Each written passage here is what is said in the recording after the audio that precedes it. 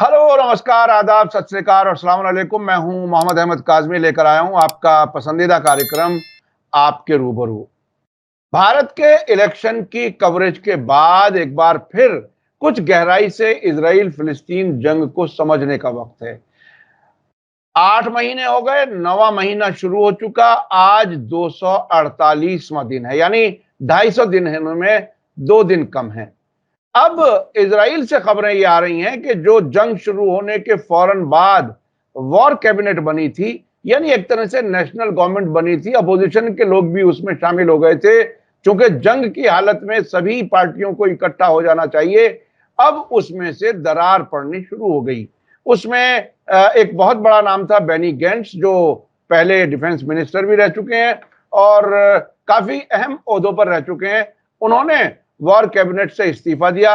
उसके बाद उसी वॉर कैबिनेट में ऑब्जर्वर के तौर पर एक और लीडर हैं, आइसन कोट, उन्होंने भी इस्तीफा दे दिया। और हमास ये कह रहा है कि ये जो इस्तीफे हैं, ये इजराइल की नाकामी पूरी तरह से जाहिर कर रहे हैं। ये हमास का कहना है कि गैंट्स और आइसन कोट के जो रेजिग्नेशन है, वो एक तरह से इजरायली कलेप्स, पॉलिटिकल सिस्टम के कलेप्स का इशारा है। जंग 9वें महीने में शामिल हो गई। हमास तबाह नहीं हुआ। फौजी जो जो उनके कैदी थे इजरायली, जो 7 अक्टूबर को हमास ने बनाए थे, उनको वापस नहीं लिया जा सका। पिछले दिनों 4 कैदियों को छुड़ाने में कामयाब हुए, लेकिन तकरीबन 300 फिलिस्तीनी उस ऑपरेशन में मारे गए हैं। तो क्या कुछ होगा, जंग आगे किस तरफ जाएगी? उधर जो बाइडन अपने जो उनका इलेक्शन कैंपेन है, शायद उसकी वजह से कुछ ऐसे बयान दे देते हैं, ऐसा लगता है कि वो इजराइल के साथ बाकायदा तालमेल करके उन्होंने एक सीज फायर का ऐलान किया था, लेकिन बाद में पता चला कि नहीं, उसमें कुछ भी नहीं निकला।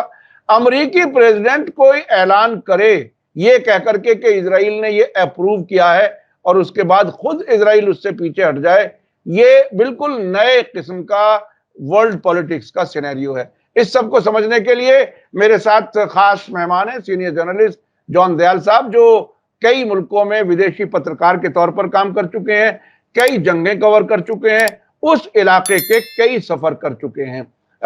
जॉन दयाल साहब, वेलकम है आपका। मीडिया स्टार वर्ल्ड को आप वक्त दे देते हैं, उसके लिए शुक्रिया। आप ये बताइए कि इस वक्त तकरीबन 250 दिन हो रहे हैं। अब आप कहां देख रहे हैं?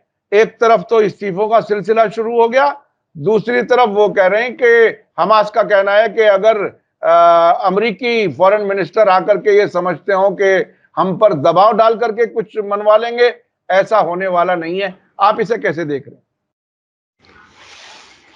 इसके 3 पहलू कह सकते हैं आप। पहला है कि गाजा के लोग का कत्लेआम हो चुका है, बच्चों का वगैरह काउंट ही नहीं है आजकल। मेरा ख्याल है 38,000 तो कभी था, 40 के आसपास होगा। लाशें मिली हैं और लोग घायल हुए थे। हमास पुरजोर प्रेजेंट है और अभी भी यदाकदा इसराइल को रॉकेट भेज देता है, ये बताने के लिए कि हम जिंदा हैं। और आप बच्चों के ऊपर बॉम्बिंग करके, जर्नलिस्टों को मार के, औरतों को मार के, रेफ्यूजीज को मार के, घायल लोगों को मार के हमको नहीं खत्म कर पा रहे हैं। उनका मैसेजिंग क्लियर है। ये भी क्वाइट क्लियर है कि उनके जो लोग हैं, सीनियर नेता हैं, डिप्लोमेट्स हैं, गाजा के बाहर, पैलेस्टीन के बाहर, कतार में और जगह, वो एक्टिव हैं, अपना ट्रैक 2 कर रहे हैं, ट्रैक 1 भी कर रहे हैं, उनसे बाकी देश बात कर रहे हैं। ये तो जाहिर है, ऐसा लगता है। तीसरा है प्लेयर इजराइल, और अगर देखा जाए तो सबसे बड़ा इंटरनेशनली नुकसान हुआ है इजराइल का। उसकी इज्जत मिट्टी में मिल गई है। नेतन्याहू ने को आजकल सिर्फ हम लोग ही नहीं, जो पैलेस्टीन के दोस्त हैं वो ही नहीं, यूरोप के बड़े बड़े देश उनको रोग लीडर मान के चल रहे हैं। अपना वोट और अपना साथ गाजियंस को दे रहे हैं इंटरनेशनल कोर्ट ऑफ जस्टिस में, रिकग्नाइज करके और तरीके से। और अभी जो पहले एक बारीक सिर्फ खबर आई थी, अब उसकी पुख्ती हो गई है कि एक नहीं दो इनके कोalition पार्टनर्स, इनकी वॉर कैबिनेट के लोग इस्तीफा दे चुके हैं। इनकी अंदरूनी हालत इजराइल की बड़ी खराब हो चुकी है और उससे मौका मिल रहा है जो एक्सट्रीम राइट के फ्रिंज एलिमेंट्स होते हैं उनको ये कहने का कि आपकी जो भी लाइन है वो जो आपने हमको बताया था लड़ाई होने के पहले कि ये करेंगे, उसमें आप करने से बिल्कुल नहीं कर पा रहे हैं। और नेतानियाहू के ऊपर जो राइट विंग का अगर प्रेशर पड़ता है तो वो किसी के लिए भी अच्छा नहीं है, खासकर इजराइल के लिए अच्छा नहीं है, क्योंकि इजराइल अभी तक कितने सालों से बल्कि कई दशकों से कोalition राजनीति में रहता है। इलेक्शन में जब हार्डकोर लोग नेतानियाहू जैसे जीत जाते हैं मगर वहाँ के देश उसको एब्सोल्यूट मेजॉरिटी नहीं देते, उनको कोalition में आना ही पड़ता है, उससे जो भी मॉडरेशन पॉसिबल है वो होता है। आज की तारीख में कुछ ना कुछ मॉडरेशन है और जब ये बात करते हैं उसमें साफ हो जाता है कि इनके ऊपर भी अंदर प्रेशर पड़ा है। तो ये आज की तारीख में सिचुएशन है। तीनों जो उसके पार्टिसिपेंट्स हैं, तीनों ही एक्टर्स हैं, बचे नहीं हैं दुख से, दर्द से, और जो उनके ऊपर घाव जिस्मानी, रूहानी या माल के हिसाब से हो रहे हैं वो हो रहे हैं। ये बाकी दुनिया के लिए भी कोई अच्छी बात नहीं है। इंटरनेशनल जो ऑर्डर है जिसको हम कहते हैं, और हर देश के अंदर इंटरनल ऑर्डर होता है, इंटरनेशनल ऑर्डर के लिए ये कोई अच्छी बात नहीं है कि तीन बड़े बड़े नासूर आज की तारीख में चल रहे हैं। यूक्रेन में 3 साल हुए जाते हैं, गाजा इजराइल में 1 साल हुआ जाता है, अफ्रीका में सूडान में और एक सिविल वॉर अभी भी चल रही है 1-2 इलाकों में। ये जो इंटरनेशनल नासूर है मैं कह रहा हूँ, ये इसका मतलब ये है कि ये कोई भी चीज़ की कंट्रोल से बाहर है। यूनाइटेड नेशंस तो हमेशा ही फेल हो जाता है, जब भी कोई बड़ा हादसा होता है इंटरनेशनल, यूनाइटेड नेशंस उसमें फेल हो जाता है, क्योंकि उसके अंदर उसके फाउंडिंग फादर्स ने 5 वीटो देशों ने ऐसा कर रखा है कि वो किसी हालत में ना हो कि डिसाइसिवली इंटरवीन कर पाए। मगर यूनाइटेड नेशंस के बाहर भी एक ओवरऑल इंटरनेशनल ऑर्डर मान के चलते हैं। जैसे मैंने कहा किसी भी देश में कि सड़क पे आप जा रहे हैं आपको कोई लूटेगा नहीं, नहीं तो हर आदमी बंदूक रख के जाए या घर से निकले ही नहीं। ये जो ऑर्डर है कि आपकी तनख्वाह, आपने 3 महीने काम किया है तो आपको तनख्वाह मिल जाएगी, आप बीमार हैं आपको अस्पताल में, ये ओवरऑल जो इंसानी वजूद को जिंदा रखने के लिए, किसी भी देश के वजूद को जिंदा रखने के लिए, नहीं तो हर पड़ोसी हमेशा ही एक दूसरे के ऊपर अटैक करता रहे। उनको डर होता है कि लोग क्या कहेंगे, देश क्या कहेंगे, शायद कोई इंटरवीन कर जाए, लड़ाई बड़ी फैल जाए, न्यूक्लियर डिटरेंट। उन जो यूनिवर्सल लॉज हैं वो कंट्रोल नहीं कर पा रहे हैं इसको, और ये बड़ी बुरी बात है, क्योंकि इसका ये मतलब हो जाता है कि कभी भी कुछ हो सकता है। और उससे एक तरीके से कोल्ड वॉर का, अभी भी साइंस बड़े स्ट्रांग है मगर उसके रिटर्न का एक तरीके से रास्ता खुल जाता है, और उसके डर हो जाता है कि अगर वो हो जाएगा, क्योंकि कोल्ड वॉर के सिर्फ यही नहीं है कि न्यूक्लियर वॉर हो सकती है, कोल्ड वॉर के और भी होते हैं उससे जो जुड़ी हुई चीज़ें। इकोनॉमिक क्राइसिस आता है, माल इधर का उधर नहीं हो सकता है, लोगों की नौकरियों पर आ जा सकता है, इंसानी ट्रैवल वगैरह रुक जाते हैं, कोलैबोरेशन रुक जाता है।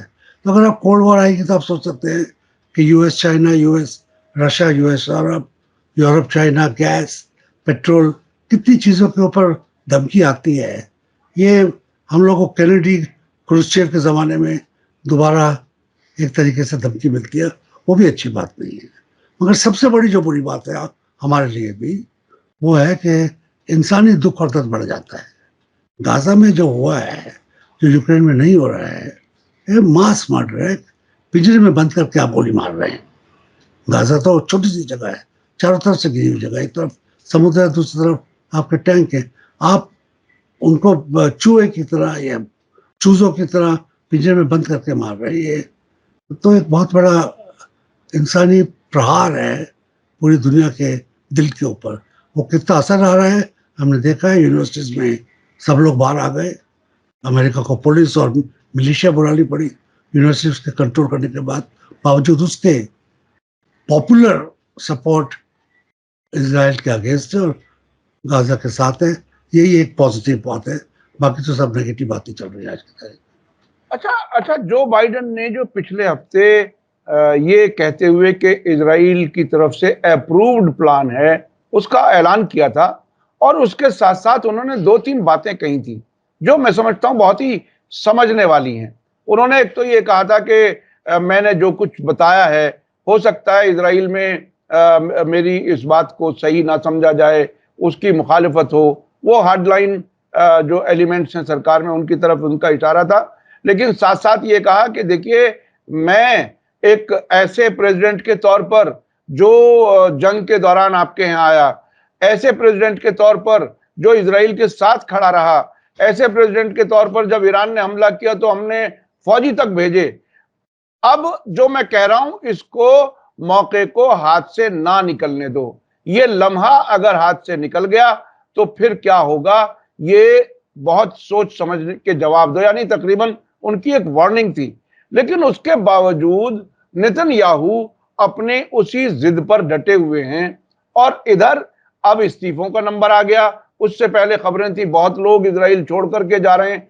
नेतन्याहू आखिर कहां तक ले जाएंगे, ड्रैग ऑन कहां तक होगा, ये क्या हो सकता है? नेतन्याहू ये सोच रहे हैं कि इसको ड्रैग ऑन करेंगे नवंबर तक, 4 नवंबर तक, और अमेरिकन इलेक्शंस तक, और शायद डोनाल्ड ट्रंप आ जाए जो कह सकते हैं कि बड़ा आर्बिट्ररी डिसीजन लेते हैं, और उसमें शायद इसराइल अपना पत्ता खेल सके। तो मेरे ये अभी अलावा इसके कि अभी 5 महीने और हैं, ये एक अंधे कमरे में तीर लगा रहे हैं उनको। क्या उनको मिलेगा इससे पता नहीं। 5 महीने क्या वो खुद कर पाएंगे, सह पाएंगे? 5 महीने क्या वो खुद जी पाएंगे कि इसराइल के पास इतना असला है कि 5 महीने तक लड़ाई हो जाए? तो वो अगर इतनी लंबी उम्मीद में है तो वो ये फुलिश उम्मीद में रख सकते हैं। आपने बाइडेन के बारे में बोला, मैं बाइडेन के जो ऑफिशियल स्पोक्समैन है व्हाइट हाउस के बोलते हैं उनको सुनता हूँ। अलावा इसके बाइडेन खुद कई बारी नॉन ऑफिशियल प्लेटफॉर्म पे आके बोलते हैं, Saturday live, late night shows, जो जिनका एटमॉस्फेयर थोड़ा कैजुअल होता है, वहाँ पे आप थोड़ी सी हल्के से खुल के बात कर सकते हैं, सवाल का जवाब भी दे सकते हैं। वहाँ पे वो उन्होंने इस बात से कोई पीछे नहीं हटे हैं कि शांति आनी चाहिए, कि इजराइल हद से ज़्यादा बढ़ चुका है, कि नेतन्याहू जो कर रहे हैं ये उनके खुद के हित में नहीं है, उनके देश के हित में नहीं है, यहूदियों के हित में नहीं है। तो बाइडेन ये सब कुछ कह चुके हैं। तो उनकी बात में मैं हालांकि मैं हमको हिंदुस्तानियों को ना डेमोक्रेटिक ना रिपब्लिक वोट तो देना नहीं है, मगर ओवरऑल सिचुएशन में अगर मेरा वोट होता तो मैं बाइडेन की बात में वजन रखता कि वो ना सिर्फ अपना या अपनी सरकार का, अमेरिकन मेन स्ट्रीम जो आज का मूड है उसको सपोर्ट करते हुए बोल रहे हैं। और यूक्रेन में उन्होंने कहा कि हम हथियार, जो हमने आपको बैन भी लगा दी थी, वो भी हथियार देंगे। इसराइल के बारे में नहीं कहा उन्होंने। इसराइल को क्या क्या हथियार दे रहे हैं हमको बताया नहीं है, मगर ऑब्वियसली सिर्फ जो लिमिटेड हद तक हथियार चाहिए वही दे रहे हैं। ऐसे हथियार नहीं दे रहे हैं कि वो एकदम, उनके पास हालांकि न्यूक्लियर टेक्नोलॉजी है, कि वो एकदम गाजा को धरती से उठा दे एक एक बॉम्ब डाल के। तो मैं अभी भी सोचता हूँ कि अमेरिका कोशिश कर रहा है इसराइल को सीज़फायर मानने के लिए और बाइज्जत मानने के लिए। उनको समझा रहा है कि सीज़फायर में आपकी कोई बेइज्जती नहीं है, आपका वजूद बचा रहेगा। और ये तो ओवरऑल सभी मान रहे हैं कि टू नेशन कैसे और टू स्टेट कैसे बन सकता है, उसकी बात अलग है, मगर टू स्टेट के सोच के बाहर और कुछ दिखता नहीं है। क्योंकि इसराइल को ट्रस्ट कोई नहीं करेगा कि इजरायली सरकार हो जिसमें सर यहूदी का राइट ऑफ रिटर्न हो, 2 क्लास की सिटीजनशिप हो, ये तो कोई मानेगा नहीं ना। ये तो टू स्टेट के अलावा सिर्फ ये अगर आप कह दें कि हमको इसराइल पर ट्रस्ट है, वो हिंदुस्तान की तरह या और देशों की तरह सारे सिटीजन्स को एक ही नज़र से देखेगा, ये तो बेवकूफ़ी की बात है, क्योंकि इसराइल का वजूद ही ऐसा है कि वो यहूदियों का देश है, उसमें यहूदी सिर्फ वापस आ सकते हैं, वहाँ पे यहूदियों का ही मेन वो रहेगा। तो इसमें इसराइल को कोई ट्रस्ट नहीं करेगा कि वो अपने पैलेस्टीनियन सिटीजन्स को भी क्लास 1 सिटीजनशिप दे पाए। तो जो हमेशा जॉन शेरोम और बहुत लोग कह ही चुके हैं कई बार ही कि टू स्टेट के अलावा कोई रास्ता दिखता नहीं है। टू स्टेट कैसा हो उसका भी कोई क्लैरिटी नहीं है, क्योंकि आज की तारीख में वेस्ट बैंक में और उसके अलावा जहाँ पर पैलेस्टीनियंस की ज़मीन है उनको एक गांव में बंद कर दिया, उनकी ज़मीन अलग है, उसको भी एनक्रोचमेंट कर रहे हैं। सेटलमेंट्स उन्होंने ऐसी जगह फैला दी है कि वहाँ से आप सेटलमेंट भी कैसे हटाएंगे, ये भी एक मुश्किल सी बात आएगी कि अगर पार्टीशन भी हो दोबारा से तो उसको सेटलमेंट्स को कैसे हटाएंगे, ये भी 100-200 नहीं, लाखों की तो नहीं मगर हजारों की तादाद में इजरायली उन जगह बसे हैं जहाँ पे 5 साल पहले नहीं थे, 3 साल पहले नहीं थे। तो हर रोज एक नई सेटलमेंट आ रही है ये ऐसी जगह में। तो टू स्टेट के लिए मेरा ख्याल है बाइडेन और व्हाइट हाउस बड़े सोच से अभी काम कर रहे हैं। वो इसराइल को कन्विंस नहीं कर पा रहे हैं, उस पर फोर्स नहीं लगा पा रहे हैं। उसकी वजह मैं जानता नहीं हूँ क्यों नहीं फोर्स लगा पा रहे हैं, क्योंकि पॉपुलर जो इनकी इमेज है, जो पॉपुलर अमेरिका का है कि यहूदियों ने बहुत सताए गए हैं वर्ल्ड वॉर 2 में और उनको अब शांति से जीने के लिए कोई जगह चाहिए, उस मूड को भी इतना सहते हुए अमेरिकन प्रेसिडेंट के ऊपर इलेक्शन ईयर में प्रेशर है, मगर क्यों नहीं इजराइल को समझा पा रहे हैं, क्यों नहीं प्रेशर लगा पा रहे हैं, ये कहना मुश्किल है। सबसे अच्छी बात तो यही होती है अमेरिकन पॉलिसी में, अच्छी बात देखें अगर आप, कि उसने इजराइल को और सहायता नहीं दे रही है कि वो अपना आतंक, अपनी जीनोसाइड गाजा में एक और ज्यादा लेवल पर कर पाए। ये तो दिखता है, ये तो नहीं करने दे रहे उसको। अच्छा, जॉन दयाल साहब, पिछले दिनों जो रफा में इन्होंने ऑपरेशन शुरू किया इजराइल ने, वहां से जो तस्वीरें निकल के आई, खुद अमरीकी एक्सपर्ट्स ने ये बात असर्टेन की, ये बताया कि ये अमरीकी एक सर्टेन किस्म का हथियार है, वो इस्तेमाल किया गया है। तो ये सबूत के साथ नहीं कहा जा सकता कि अमरीका हथियार नहीं दे रहा रफा के ऑपरेशन के लिए। दूसरी बात, अब एक लंबे अरसे से, आपने बहुत अरसे से देखा, हमसे ज्यादा देखा है, एक जमाने में अमेरिकन स्पॉन्सर्ड बात होती थी इजराइल और पीएलओ के बीच में, फिलिस्तीनी लोगों के बीच में। कभी किसी बातचीत के नतीजे में 1 इंच जमीन नहीं मिली। उसमें ऐसा लगता था कि महज ये दिखाने के लिए दुनिया को कि इजराइल अमन चाहता है, इसलिए फिलिस्तीनियों के साथ फोटो खिंचवाओ और दुनिया को बेवकूफ बनाते रहो। 1 इंच कभी कोई एक जमीन वापस नहीं मिली। उस दरमियान और अब तक भी पूरी दुनिया एक ऐसा हिपोक्रेट, एक पोजीशन लिए हुए, हिपोक्रेसी वाली, मुनाफिक वाली, कि जब कभी वो फिलिस्तीन के समर्थन में अपने आप को दिखाना चाहता है तो महमूद अब्बास के साथ फोटो खिंचवाता है और दुनिया को खुश कर देता है कि हम फिलिस्तीन के साथ हैं। असल जो इजरायली ऑक्यूपेशन के खिलाफ लड़ने वाले हैं, उन्हें आज भी 9वां महीना जंग को हो रहा है। उनको आज तक भी दुनिया के मुल्क, मैं अमेरिका और इजराइल की बात नहीं कह रहा, हमास को आज तक टेररिस्ट क्यों कहते हैं, उन्हें अपना मुल्क आजाद करने वाले सिपाही के तौर पर क्यों नहीं रिकॉग्नाइज करते? इंटरनेशनल डिस्कोर्स में जुबान का बहुत महत्व होता है, आपने ठीक कहा। इंटरनल भी होता है, आप भी हिंदुस्तान में, हमारे अपने देश में कई लोग कई स्टेट्स में, चाहे वो पंजाब हो या नॉर्थ ईस्ट हो, जिसको मर्जी उठा के टेररिस्ट कह दिया, या केरला भी हो, जो भी यहाँ पे कोई भी इस्लामी या मुसलमान मिला उनको पहले कहेंगे टेररिस्ट, बाद में कहेंगे इंसान। ये international discourse, diplomacy, politics, journalism में जो जुबान शब्द आ जाते हैं और उसको कैसे लिया जाता है, इनका महत्व है। और दूसरा अनफॉर्चुनेटली बात ये भी है कि एक बार इस जुबान पर चढ़ जाए वो वर्ड, तो आप चाहे या ना चाहे निकल ही जाता है। और एक बार जब चढ़ जाकर आपने हमास को टेररिस्ट कह दिया, उससे पोजीशन से वापस आने में आपको कौन सी करवट लेनी पड़ेगी, कौन सी कलाबाजी लेनी पड़ेगी, दिमागी, सिचुएशनल, अपनी पोजीशन के ऊपर, अपनी, और जो लोग आपके साथ हैं, आपके पीछे हैं, आपकी जुबान सुनते हैं, वो उसके ऊपर मुश्किल आ जाती है, चाहे वो इलेक्शन कैंपेन ही क्यों ना हो। इलेक्शन कैंपेन में, हिंदुस्तान की कैंपेन में भी आप देखते हैं कितनी बेअदबी से और लोगों को गाली दी जाती है, और बड़े बड़े लोग देते हैं, छोटे मोटे नहीं, सड़क के लुच्चे लफंगे नहीं, बड़े बड़े लोग गाली देते हैं। इंटरनेशनल डिस्कोर्स में भी बड़ा मुश्किल हो जाता है। आप ये तो खैर यहाँ पर इजीली आइडेंटिफाइड है, कैफा लगा दिया, अरब को दिखाने के लिए, पैलेस्टीन को दिखाने के लिए, उसका कार्टून बनाने के लिए ज़्यादा मेहनत नहीं करनी पड़ती है। लाइन लगाई, एक तरफ बुरका लगाया, दूसरी तरफ सर पे बांध दिया, बंदूक हाथ में दे दी, आपको पता है कि कौन है। एक जमाना था जब नॉर्थ आयरलैंड के लोग बगावत कर रहे थे, जो वहाँ के कैथोलिक्स थे, वो इंग्लिस्तान के खिलाफ बगावत कर रहे थे, क्योंकि नॉर्थ आयरलैंड में इंग्लिश प्रोटेस्टेंट्स का ज़्यादा राज था। उन्होंने बम मारे, माउंटबैटन का कत्ल किया, वो भी टेररिस्ट थे।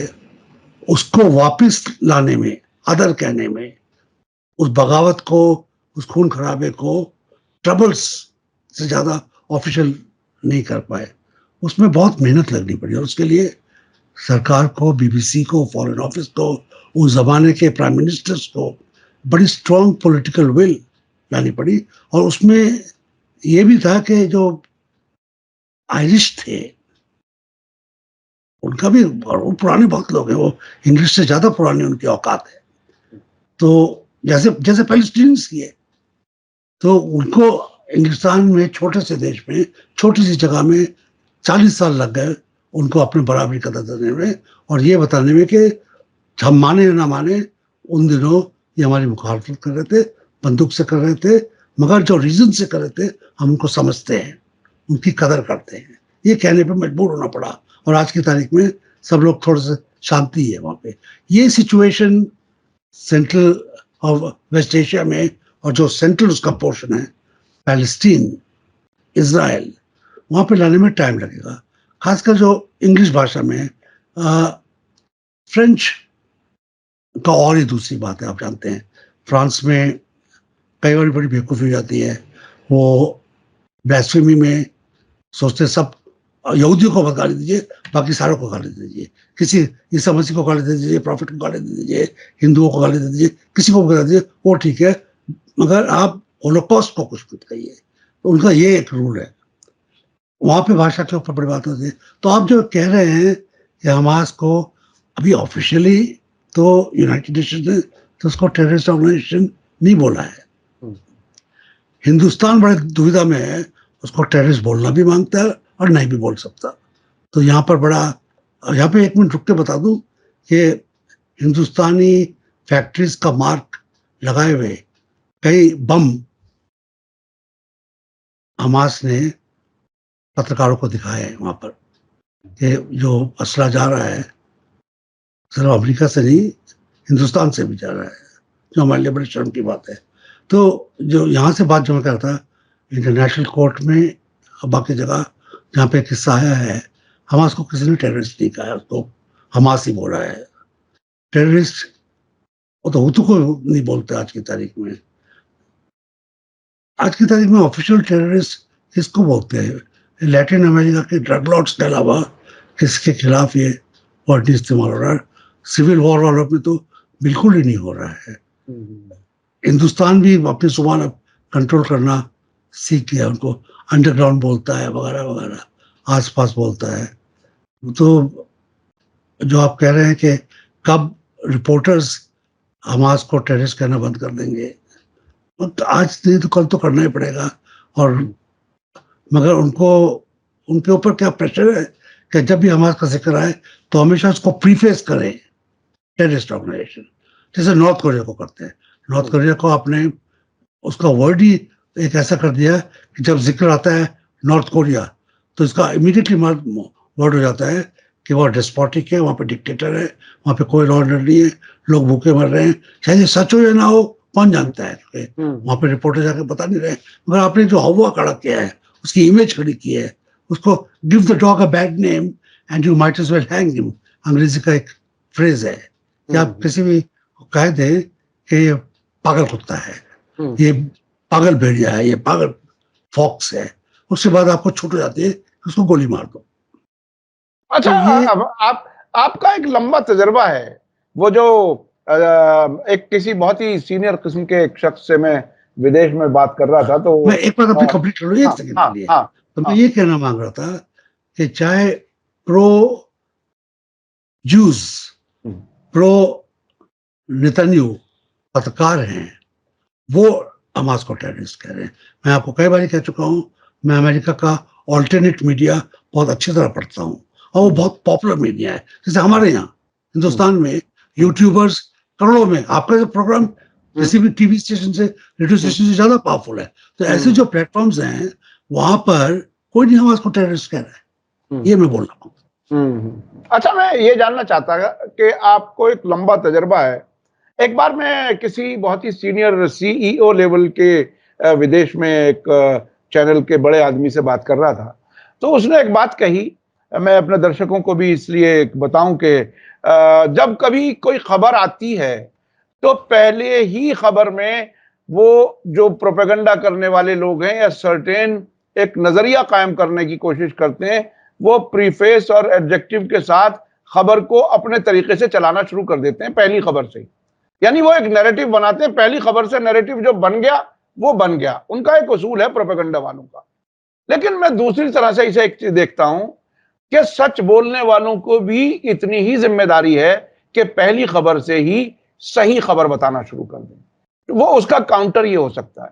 लेकिन अब जो मैं समझना चाहता हूं आपसे वो ये कि ये जो नैरेटिव बनाने का खेल है टर्मिनोलॉजी के जरिए, उस टर्मिनोलॉजी के जरिए नैरेटिव बनाने का सारा ठेका वेस्टर्न मीडिया ने, ज़ायनिस्ट मीडिया ने, उनकी हुकूमतों ने, सीएनएन और बीबीसी जैसे, क्योंकि मैंने इराक वॉर देखी है खुद, मैं वहां ग्राउंड से रिपोर्टिंग कर रहा था। जेम्स क्लेंजी कैमरे के सामने कहते थे our forces did that, our forces did that. जो उस किस्म का गोदी मीडिया इंटरनेशनल जिसे मैं कहता हूं, वो क्या सारा ठेका उन्हीं को मिल गया? हमें अपनी अकल से समझने की जरूरत, कोई गुंजाइश कहीं रहती है या नहीं रहती?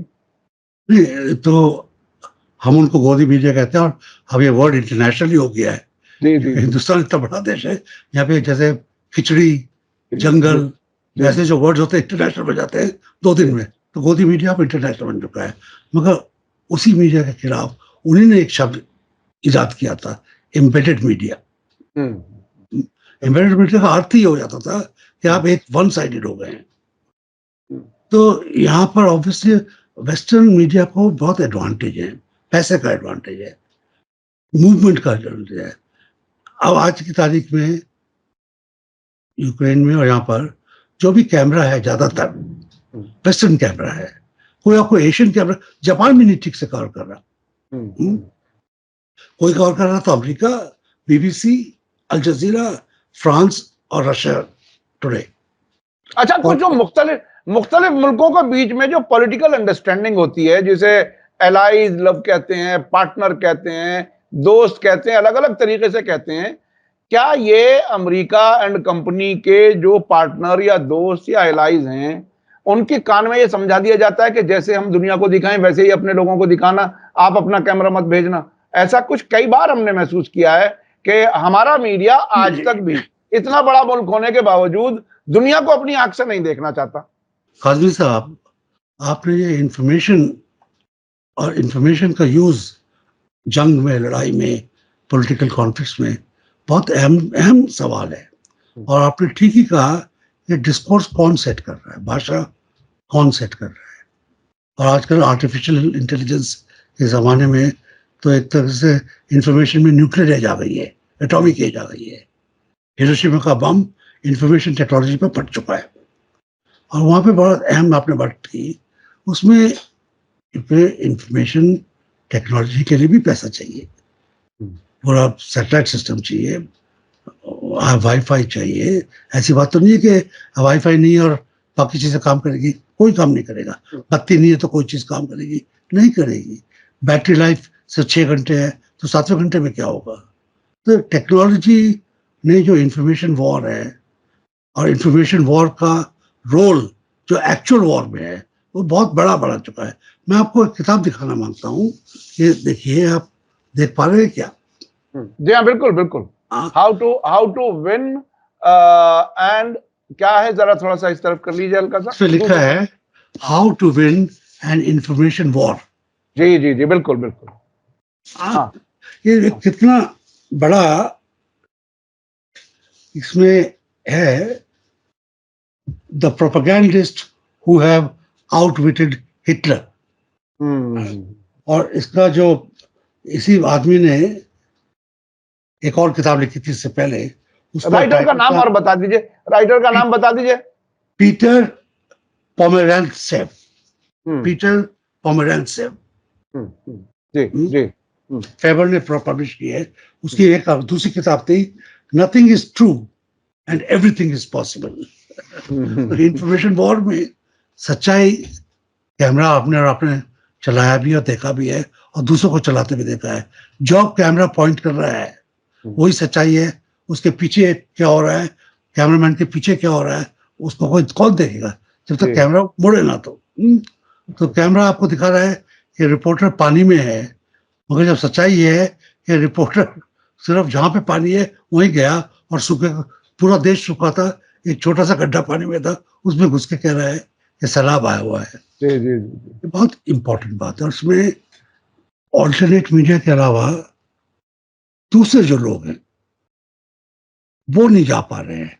हिंदुस्तानी कैमरामैन एक दिन के लिए गए, वापस आ गए। हम लोग जो भी देख रहे हैं फॉरेन आइज से देख रहे हैं, अमेरिकी आंखों से देख रहे हैं, उन्हीं के वर्ड्स हम इस्तेमाल कर रहे हैं। हमारे दिल और दिमाग में जो बन रहा है इमेजेस उनके ऊपर हो रही है। तो इंफॉर्मेशन वॉर तो हमारी गरीबी से, टेक्नोलॉजी की वजह से, और हम लोग अपना इतने संकीर्ण है कि अपने देश के बाहर की बात को अपना कैमरामैन भेजना नहीं मांगते। उन वजहों से हिंदुस्तानी का दिमाग और दिल पॉइजन हो गया है। और बिल्कुल वेस्ट बिल्कुल। क्या, और जो दूसरे जो देश हैं, ऑस्ट्रेलिया भेज सकता था, जापान का मैंने जिक्र 2 बार किया है। जापान अपने आप को वर्ल्ड वॉर 2 के बाद वेस्टर्न तो समझता है, मगर उनका जर खरीद गुलाम नहीं समझता। पावरफुल हो गया इकोनॉमिकली, टेक्नोलॉजी में पावरफुल हो गया है। बड़े बड़े देश के प्रेसिडेंट्स जापानी कारों में घूमते हैं। बिल्कुल। तो वो तो भेज सकता था, एक रेसिडेंट भेज सकता था, और इसकी नहीं भेज रहे हैं। ये पूरी दुनिया के आप हमको अलग कर रहे हैं इंफॉर्मेशन से, जो शायद हमारी डिसीजन मेकिंग में कामयाब होती। अमेरिका में भी अब जाके ऑल्टरनेट मीडिया जाने लगा है ड्रोन के साथ, ताकि जहाँ पे गोली से बचने के लिए ड्रोन भी भेजा सकता है। यूट्यूबर्स, मैंने आपको बताया, Saturday live, late night shows, जो कि अदरवाइज कॉमेडी शोज हैं, वहां पर ये डिस्कशन हो रहे हैं। तो जा रहा है, मगर जितना जाना चाहिए था नहीं जा रहा है। और थर्ड वर्ल्ड जो बाकी पावरफुल देश हैं, जो इकोनॉमिक प्रेशर लगा सकते हैं, जो अमेरिका पे पॉलिटिकल प्रेशर लगा सकते हैं, वो नहीं जा रहे हैं। ये शर्म की बात है। और ये मीडिया वर्ल्ड में भी अब ये सिर्फ क्या हर्स्ट के अखबार, सिर्फ क्या CNN, सिर्फ क्या BBC, जो कि अमेरिकी जो ब्रिटिश सरकार का एक अंग भी है, क्या यही सिर्फ अगेन मीडिया, ग्लोबल मीडिया को ड्राइव करेंगे? इंदिरा गांधी ने नॉन अलाइन मीडिया का जिक्र किया था आज से 45 साल पहले। वो टाइम फिक्स हो गया, चला नहीं, क्योंकि रशिया, सोवियत यूनियन खत्म हो गया और वजह से। मगर उस तरीके से ऑल्टरनेट मीडिया जब तक नहीं जाएगा, नहीं तो जीतने वाला अग्रेसर उसी की जुबान से, उसी की आंखों से हम दुनिया देखेंगे। गरीब की आंखों से, जो घायल है, जिसको पीटा जा रहा है, उसकी जुबान बताने के लिए कोई होगा नहीं। और ये मीडिया के ऊपर एक बड़ा दाग रहेगा, जिसको इसको इस्तेमाल भी किया जाता है। आज की तारीख में भी हमास को एक ओपन इन्विटेशन दुनिया को देना चाहिए कि आप अपने जर्नलिस्ट भेजिए, गाजा के अंदर भेजिए, आप, हम उनको सेफ्टी प्रदान करेंगे, उनको दिखाएंगे क्या हो रहा है। बहुत बहुत शुक्रिया जॉन दयाल साहब। मैं आखिर में जो कुछ आपने एक दो बातें आखिर में कही, मैं हल्का सा उसका इशारा कर दूं। 2003 इराक वार जब हमने कवर की, सईद नकवी साहब उसको लीड कर रहे थे, सरकार को समझाने में कामयाब हुए थे कि भारत को खुद अपनी आंखों से देखना चाहिए। तो उस वक्त एक बड़ी दिलचस्प खबर थी जो हम लोगों ने कवर की थी बगदाद से, कि जिस वक्त सद्दाम हुसैन की स्टैचू गिराई गई उस वक्त वहां कोई सेलिब्रेशन का मूड नहीं था, लेकिन कैमरों को ऐसे फोकस किया गया जिससे ये लगे कि ये सब हो जाएगा। और वो एक बगदाद का एक मोहल्ला है जिसका पहले नाम सद्दाम सिटी था, जिसको बाद में सदर सिटी कर दिया गया। वहां से कुछ भीड़ ला करके दिखाया गया कि सद्दाम के जाने पर सब लोग बहुत खुश हैं। तो ऐसी बहुत सी चीजें नजर आती हैं और कई जगह हमें बगदाद में कवर करने से, मीटिंग कवर करने से रोका गया कि भारत का मीडिया है तो उसे नहीं, वो वहां नहीं जा सकता। तो ये हमेशा ये कोशिश करते हैं, लेकिन एक हकीकत जो मुझे समझ में आती है नतीजे के तौर पर, इंटरनेशनल लेवल पर पब्लिक ओपिनियन तो ये बना सकते हैं, बिगाड़ सकते हैं, लेकिन ग्राउंड की रियलिटी नहीं बदलती। उसका सबूत है इराक में इतनी कोशिशें की सुन्नी शिया हंगामे झगड़े कराने की, लेकिन आज तक एक जगह भी कामयाब नहीं हुए इराक में। ये इनका प्रोपेगेंडा दुनिया को तो बताता रहा कि सुन्नी शिया आपस में टकरा रहे हैं वहां पर, लेकिन आज तक ग्राउंड पर कुछ नहीं हुआ। ये भी एक हकीकत है कि जो अगर लोगों को साजिश समझ में आ जाए तो फिर उससे उसका इंपैक्ट लोकल ग्राउंड जीरो पर नहीं पड़ता। बहुत बहुत शुक्रिया जॉन दयाल साहब। इसी के साथ मुझे दीजिए इजाजत। धन्यवाद, शुक्रिया। जय भारत, जय हिंद। मीडिया स्टार वर्ल्ड के और वीडियो देखने के लिए हमारे चैनल को सब्सक्राइब करें और सीधे नोटिफिकेशन पाने के लिए बेल आइकन दबाएं। और अगर हमारी खबर सच्ची और अच्छी लगे तो अपने व्हाट्सएप, इंस्टाग्राम, फेसबुक और ट्विटर अकाउंट पर जरूर शेयर करें।